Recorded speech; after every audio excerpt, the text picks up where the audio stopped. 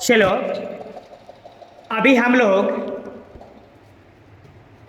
भारतीय संविधान के बारे में कई सारे पहलुओं पर चर्चा किए हैं और इसी संविधान के अंतर्गत रहते हुए हम लोग राज्य का विधानमंडल के बारे में चर्चा करते हैं जो भारतीय संविधान के अनुच्छेद 168 से लेकर 213 में दिए जाते हैं और उससे कुछ रिलेटेड हम लोग क्लासेस पहले ले चुके हैं जो आप हमारे प्रीवियस वाले क्लासेस में जाके देख सकते हैं। उसी का कुछ अनुच्छेद अभी रह गया है जिस अनुच्छेद के बारे में हम लोग जरा सा देखने की अभी कोशिश करेंगे कि भारत जैसे लोकतांत्रिक देश में कैसे राज्य का विधानमंडल का निर्माण होता है, क्या क्या इनका कार्य होता है, क्या क्या इनकी प्रक्रियाएं हैं, क्या क्या इनका विशेषाधिकार है, कौन कौन शक्तियां हैं और इनकी कार्यक्रम का कैसे रखा जाता है और किस प्रकार से इसका गठन हुआ है। इन तमाम चीज़ों पर हम लोग जिक्र पहले कर चुके हैं। ज़रा देखें कि अभी वाले जो आर्टिकल हम लोग देख रहे हैं 197 धन विधायकों से निम्न विधायकों के बारे में विधान परिषदों की शक्तियां पर निर्बंधन। देख लो 197 में धन विधेयक से विभिन्न विषयों के बारे में बात किया जाता है जो विधान परिषदों के द्वारा शक्तियों के इसके निवारण पर बात किया जाता है। उसके बाद है 198 धन विधेयकों के संबंध में विशेष प्रक्रियाएं। कहने का मतलब है 198 में भारतीय संविधान के द्वारा राज्य का विधानमंडल को यह संदेश दिया जाता है कि आपके पास जो धन विधेयक है उससे कुछ संबंधित आपके पास विशेष प्रक्रियाएं हैं जिसको आप लोग क्रियान्वयन कैसे करेंगे, मूल्यांकन कैसे करेंगे और इस देश की अर्थव्यवस्था के विकास के लिए और राज्य के कल्याण के लिए आपको कैसे कार्य करना है। ये सारे प्रक्रियाओं को अपने एक आदर्श मूल्यों को लेकर आपको जरा सा राह दिखाने की कोशिश करते हैं। चलिए अगला देखते हैं 199 धन विधेयकों की परिभाषा।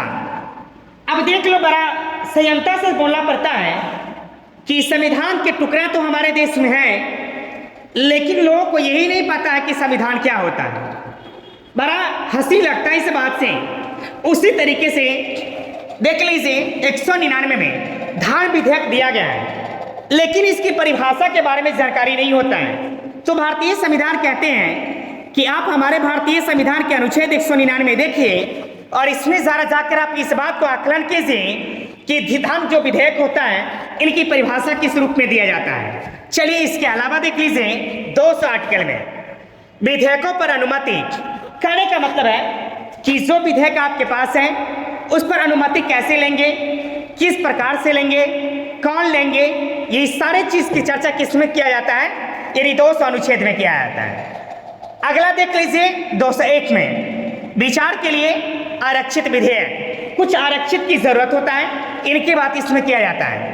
202 में वार्षिक वित्तीय विवरण की बात किया जाता है। 203 में विधानमंडलों में प्रकलनों के संबंध में प्रक्रियाएं। अब देख लो प्रकलनों के संबंध में कुछ प्रक्रियाएं दिए जाते हैं और उनसे संबंधित जो बात होते हैं ये 203 अनुच्छेद में किया जाता है। 204 में देख लीजिए विनियोग विधेयक की बात किया जाता है। 205 में देख लीजिए अनुपूरक अतिरिक्त या अधिक अनुदान की बात किया जाता है। उसके बाद 206 में देख लीजिए लेखानुदान, प्रत्याय अनुदान और अपवादान अनुदान की बात किया जाता है।